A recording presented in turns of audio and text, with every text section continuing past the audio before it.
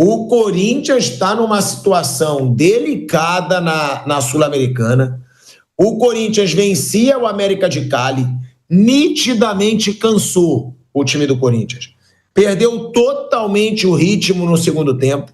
O América de Cali tomou ali o controle do jogo, empatou já no começo, né, do segundo tempo.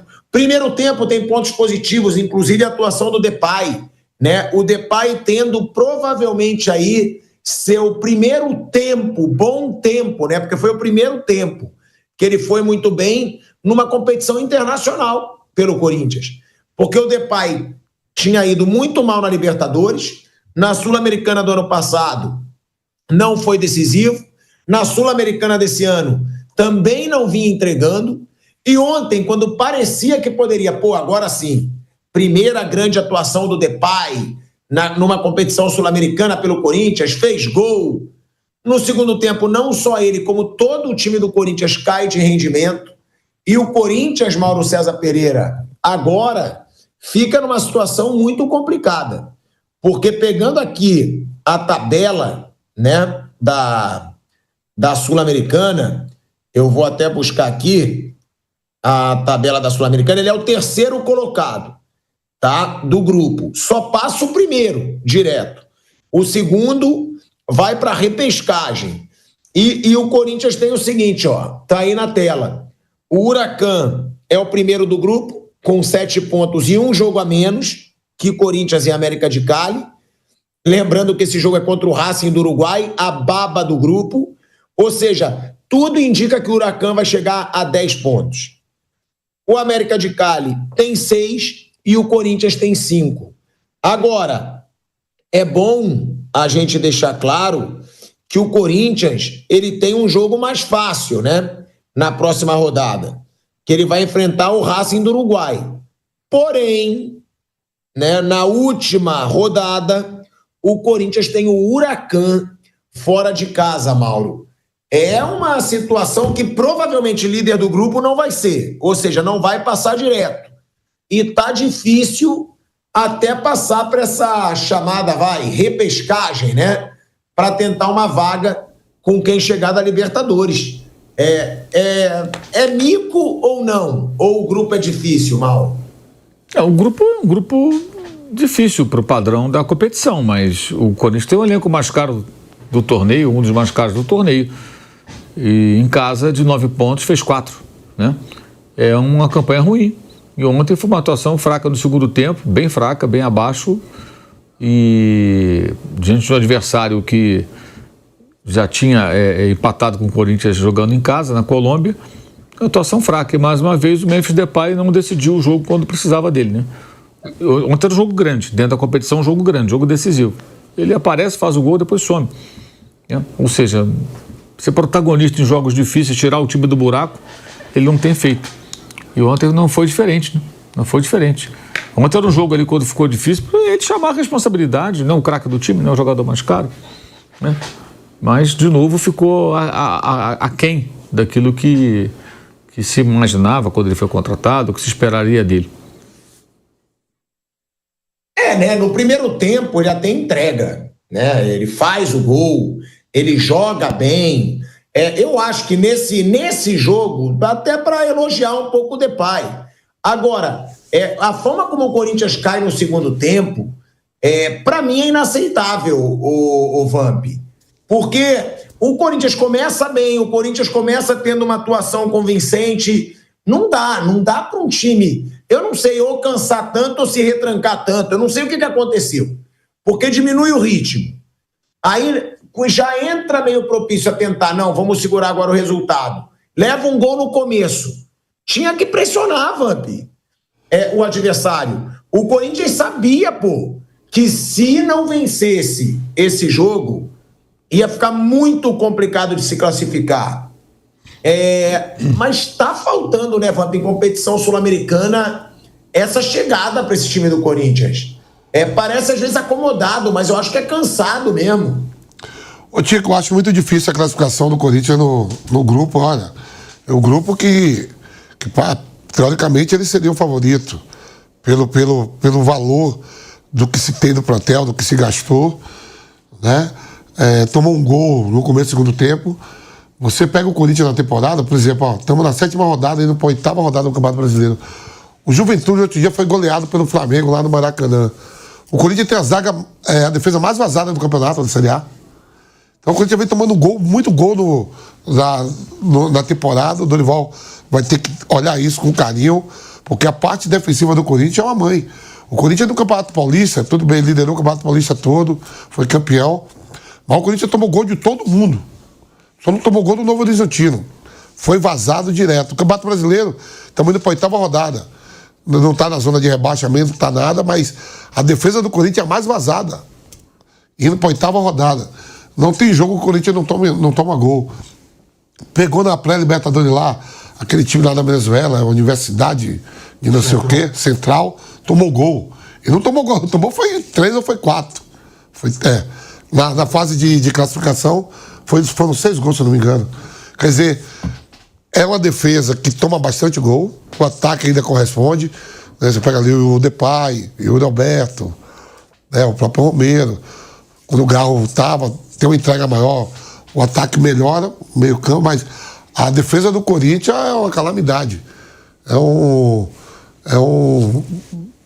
serviço, é um prazer, é um prazer para quem joga contra. E aí tá na situação. Né? O Dorival você fala aqui, ó, tem que olhar essa defesa, tem que olhar a defesa, porque é um convite ao prazer. Né? Então ontem de novo, toma o gol no começo do segundo tempo. E aí teve o segundo tempo todo para reagir, não conseguiu reagir. O balanço do Corinthians, ele aponta algumas coisas interessantes. Uma delas, é que o Corinthians gastou 38 milhões para contratar o Félix Torres. Ainda deve 31. Então, assim, o Corinthians gastou muito dinheiro. E quando a gente fala dos jogadores de defesa que o Corinthians tem hoje, eles consumiram muita grana e o Corinthians tem uma defesa muito fraca, como o Vampeta acaba de falar aqui. Quer dizer, uma defesa que toma gol de todo mundo. Vejam só, o Corinthians jogou esse ano, ele enfrentou 5 rivais nessas competições sul-americanas, Libertadores, a pré-Libertadores e agora. Quer dizer, o Corinthians toma gol de todo mundo e vejam só, o Corinthians, ele só teve vantagem até aqui nos confrontos diretos contra o time da Venezuela e assim mesmo, ó, a duras penas, e o Racing do Uruguai. O Corinthians, ele empata os 2 jogos com o América de Cali. O Corinthians foi pior que o Huracan até aqui. O Corinthians foi eliminado pelo Barcelona de Guayaquil. Então, é um Corinthians que cada vez mais vai dando razão às teorias Flávio Prado sobre o Corinthians em competição sul-americana. Quer dizer, continua devendo muito. Então, como é que o Corinthians, tão mais caro, que gasta tão mais do que seus rivais, do que a maioria dos seus rivais de fora do futebol brasileiro, continua dando tanto vexame em competição sul-americana? É por isso que eu acho que, inclusive, como está muito claro que não tem elenco para 3 frentes, o Corinthians nem deveria expor mais o seu time titular nessa sul-americana. Vai com o time reserva, vai com o time alternativo para essas duas rodadas finais. Se não, vai continuar sonhando com uma classificação, quem sabe como segundo do grupo, para pegar o 3º de Libertadores, lá para aquela repescagem, e vai continuar dando vexame e vai continuar só desgastando seu time titular. Piperno, mas aí eu discordo um pouco, porque é uma das competições que o Corinthians mais chances de título tem. Eu sei que não hoje, porque ficou ali na 3ª colocação do grupo. Mas a Sul-Americana, ela é uma opção de título para os times que estão aí há um bom tempo sem conquistar título de expressão. A gente sabe que é. Mas como é que o Corinthians vai se dividir entre Sul-Americana, Copa do Brasil e Campeonato Brasileiro? E todo ano a história é essa. O Corinthians tem chance de título na Sul-Americana. Quando foi que o Corinthians ganhou a Sul-Americana? Sim, Piperno, mas chegou semifinal, não foi recentemente? Chegou, ano passado mesmo, contra o Racing. Então, semifinal você está muito perto de um título. Eu acho que o Corinthians, para Campeonato Brasileiro, não dá por elenco, né? Não dá. Inclusive, sobre isso eu quero até falar com o Mauro César Pereira, né? Que ontem o Dorival Júnior falou que precisa de reforços pontuais. Ele tentou desviar um pouco do assunto, mas depois ele acabou dizendo que tem necessidade de uma ou outra peça. O Corinthians já gastou muito até, né, em reforços. O Corinthians trouxe Carrilho recentemente, o Corinthians trouxe Depay recentemente, o Corinthians trouxe Garro recentemente, o Corinthians trouxe Hugo Souza, né, recentemente. O Corinthians fez ali contratações, e contratações caras, tá? Que o Corinthians fez. E ontem o Dorival Júnior falou que precisa ali de uma ou duas peças ali, o que é natural. Agora, olha a situação desse Corinthians. Quando o Piperno fala tem que abandonar a Sul-Americana, eu discordo um pouco, porque eu acho que é aí que está a maior chance de título do Corinthians, tá? Até mais do que Copa do Brasil. Mas, Mauro, realmente é uma situação que você mesmo fala muito, né? Da agenda positiva. Você falava muito, não, Corinthians está aí lascado e tem gente, inclusive eu, né? Claro que eu não sou aquela galera da imprensa, da agenda positiva do Corinthians, mas eu fiz festa no programa quando o Corinthians ganhou o Campeonato Paulista. O Corinthians não ganhava nada desde 2019. Então eu fiz, né, aquela euforia, Corinthians campeão, melhor campanha. E você sempre dizia, o Corinthians tem que tomar cuidado com a agenda positiva. E olha essa situação agora, Mauro, já bem complicado se classificar na Sul-Americana, teve até um desabafo do Hugo Souza que eu vou ler daqui a pouco, presidente podendo cair hoje, e outra coisa também, né, Mauro, é porque a gente fala, o presidente pode cair hoje, que vergonha, mas também quem está votando para derrubar esse presidente são pessoas que fizeram absurdos no Corinthians por muitos anos, né, Mauro? Também não é dizer, nossa, olha só, olha que exemplo de moralidade, vão derrubar o presidente. Pelo contrário, tem muita gente que está querendo derrubar o Augusto Melo que já fez até muito pior que ele, Mauro César Pereira. Eu não sei se foi pior, não. É difícil dizer se foi pior. É paro duro isso aí, é uma gestão ruim atrás da outra. Eu nem gosto de falar qual é pior, porque se você fala que uma é pior, parece que a outra é melhor. E se a outra parece melhor, parece que a outra é boa, qualquer outra. Então, assim, dá para dizer que o Corinthians há muito tempo ele não é bem gerido. Isso é uma conclusão óbvia, não é nenhuma opinião. A grande questão que o torcedor tem que se ligar é o seguinte, eu falei já sobre isso aqui antes e vou reforçar. Se porventura o presidente do Corinthians for afastado do cargo, outro sujeito vai assumir a função de presidente, né? Alguém vai assumir. O que fará? Vai puxar o freio de mão nos gastos, como deveria ter sido feito lá atrás, ou vai seguir nessa toada? Porque para puxar o freio de mão, não dá para ter jogador de 3 milhões, jogador de 2 milhões no banco, não dá, cara. Não dá, Dorival que reforça, meu amigo, não vai rolar, não tem reforço não. O Dorival não sabia a situação do Corinthians quando foi para lá, ele estava onde? Ele estava na CBF em Nárnia. Ele não sabia que o clube tem uma dívida colossal, ele não se informa, ele não lê. Gente, piada isso aí, né? Então, se o novo presidente, se houver, for alguém preocupado com a saúde do clube, com o futuro do clube, ele vai ter que puxar o freio de mão, não tem jeito. E aí, vejamos como vai ser. Talvez alguém peça o afastamento do novo presidente por ter juízo, se ele o tiver.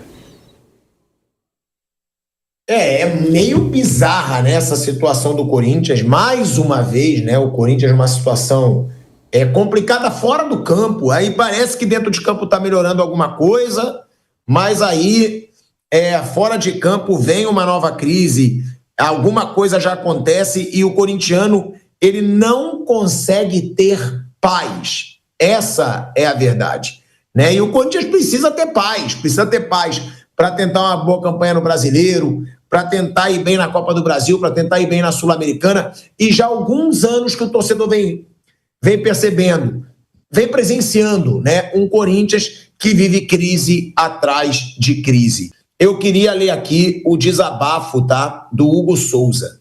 Eu queria botar aí na tela, porque o Hugo Souza ele fez um desabafo forte, né, depois da partida de ontem. O Hugo, que é um cara que vem se tornando uma das grandes lideranças desse time do Corinthians, apesar de ter falhado aí recentemente em alguns jogos, mas ainda é um cara que é unanimidade na torcida, e ele diz, trabalhamos bastante a bola parada.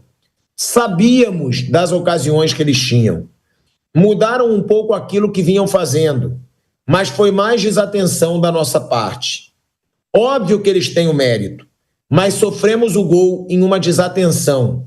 E a gente não pode ter uma desatenção dessa forma. Sabemos que tivemos um jogo abaixo hoje, mas está na nossa mão. Temos 2 jogos fora de casa e temos totais condições. É lutar até o final. A parte tática fica mais para o treinador. O que eu puder ajudar da minha leitura dentro do campo, prefiro externar dentro do vestiário e não aqui. Faltou um pouquinho mais de atitude da nossa parte para buscar esses resultados, né? Disse o Hugo Souza.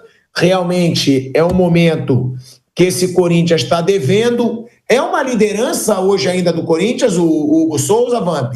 Você acha ainda o Hugo um dos principais nomes desse time do Corinthians? E como pode refletir dentro do grupo toda essa crise fora de campo de quererem derrubar o presidente ainda hoje, Vamp? Eu falei, nos últimos anos, sempre que é o destaque do time, sempre é o goleiro. Era Cássio, foi o Carlos Miguel, agora o Hugo, porque o time do Corinthians sempre é bombardeado, né? Então ele se tornou uma peça importante por grande defesa, também vem falhando, mas quando ele falha, tem vários lances que também ele defende, né? Na mesma partida. Não vejo um grande líder dentro desse plantel do Corinthians. Quem é o grande líder? Eu vejo ali sempre Romero, capitão do Corinthians. Quem mais? Não tem. Esse time do Corinthians não tem grande líder nessa, não, viu, Tico? Líder mesmo, assim, que nem você vê um Gustavo Gomes, um Gerson que se impõe, um Hulk que se impõe no Atlético Mineiro. Não vejo essa liderança toda do Hugo, não.